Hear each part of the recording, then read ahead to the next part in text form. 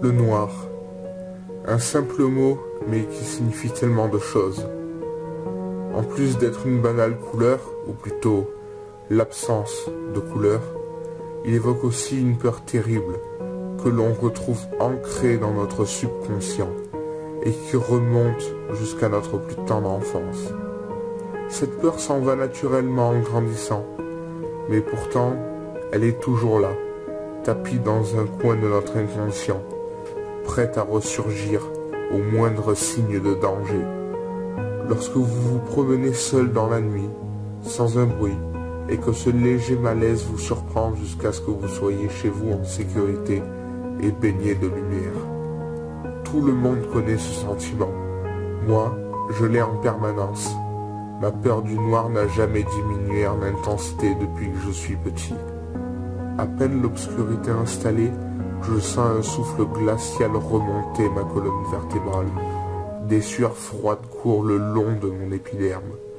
Mes mains deviennent moites et je n'ai qu'une idée en tête, retrouver la lumière. Je ne suis jamais resté plus d'1 heure sans lumière.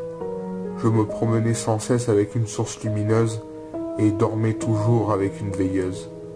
C'est devenu plus compliqué quelques années plus tard, mais j'y suis parvenu tout de même. Je pensais que cette phobie était un problème psychologique dû à mon extrême sensibilité. Mais tout a changé le jour de l'accident. Je ne sais pas trop ce qui s'est passé. Tout est flou dans ma tête. Mais après ça, une chose est sûre.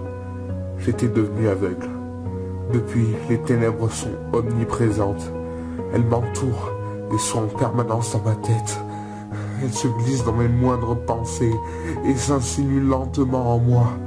Non, ma peur n'est pas irrationnelle. Dans l'obscurité se cachent des choses horribles qui n'attendent que le bon moment pour passer à l'attaque. Je les vois maintenant. J'arrive à les distinguer. Je ne sais pas ce qu'elles veulent de moi, mais je les sens se rapprocher de jour en jour. Je sais maintenant. Elles ne veulent pas être vues. Je vous ai tout donné. Pourquoi moi? Pourquoi?